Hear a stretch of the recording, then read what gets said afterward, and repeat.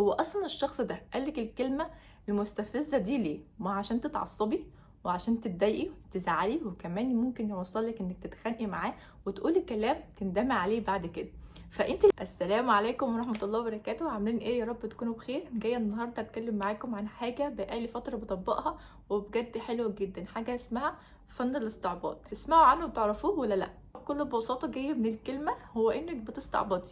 ايوه بتستعبطي ازاي؟ بتستعبطي على الانسان اللي بيحاول يضايقك وينرفزك بكلمه معينه او موقف معين هو عارف ان دول هينرفزوك. يعني مثلا انتوا في وسط قاعده وفي حد رمالك كلمه مستفزه كده في وسط الكلام، وهو عارف ان الكلمه دي هتعصبك، فانت هتقومي فعلا تتعصبي وتتنرفزي، وممكن كمان تتخانقي وتتجادلي مع الشخص ده وتقعدي تقولي له انت تقصد ايه بالكلام اللي انت بتقوله ده، انت قصدك ايه وبتلمح لايه والكلام ده، وتستهلكي طاقتك كلها في الخناقه والجدال ده. بدل ما تعملي ده كله وتعملي البروباجندا دي كلها، انت هتستعبطي، هتعملي نفسك انك انت اصلا ما سمعتيش الكلمه اللي الشخص ده قالها، ولا اخدت بالك من الكلمه دي، ولا حتى فهمتي هو يقصد ايه بكلامه ده. ولا ده مش ضعف منك ولا غباء ولا سذاجه، بالعكس ده مركز قوه ليكي. ربنا سبحانه وتعالى قال: بسم الله الرحمن الرحيم: وعباد الرحمن الذين يمشون على الارض هونا واذ خاطبهم الجاهلون قالوا سلاما. صدق الله العظيم.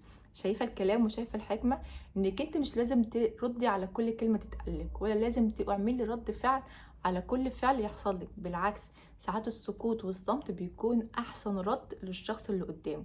عارفه ليه؟ هو اصلا الشخص ده قالك الكلمه المستفزه دي ليه؟ ما عشان تتعصبي وعشان تتضايقي وتزعلي، وكمان ممكن يوصلك انك تتخانقي معاه وتقولي كلام تندمي عليه بعد كده. فانت لما تعملي كل ده، انت كده بتدي للشخص التاني ده اللي هو عاوزه. هو عاوزك انك انت تعملي كده. حتى الامام الشافعي قال: واذا نطق السفيه فلا تجبه، فخير من اجابته السكوت. الموضوع مش ضعف خالص ولا هروب من الموقف، بالعكس انت بتختار المواقف اللي ينفع ترد فيها وما ينفعش ترد فيها، لان في مواقف لازم ترد فيها، احنا بشر برضه ومش هنسكت على كل المواقف. بس في مواقف تانية بتبقى هبلة وبتبقى خفيفة، بس بتستنفذ طاقتك لما بتردي عليها وبتتجادلي فيها. انت مش مطالبة انك تعملي رد فعل على كل حاجة، ما انتش مطالبة انك انت تثبتي انك صح في كل موقف. بالعكس، ساعات السكوت والاستعباط ده هو اللي بيكسبك احترامك لنفسك، وكمان بيخلي الناس يحسوا انك انت اكبر من انك انت تتشدي لاي كلام فاضي او اي موقف فاضي. انا شخصيا بقيت بتعامل كده، والله يا جماعه الراحه نفسيه ما بعدها راحه. بالعكس انا بحس ان الطرف التاني هو اللي بيتاذي، لان هو بيتلخبط وبيقعد يفكر كتير: هي مالها؟ هي ما عملتش رد فعل ليه؟ هي ما اتكلمتش ليه؟ لان انا بديله رد فعل مختلف تماما عن اللي هو عاوزه.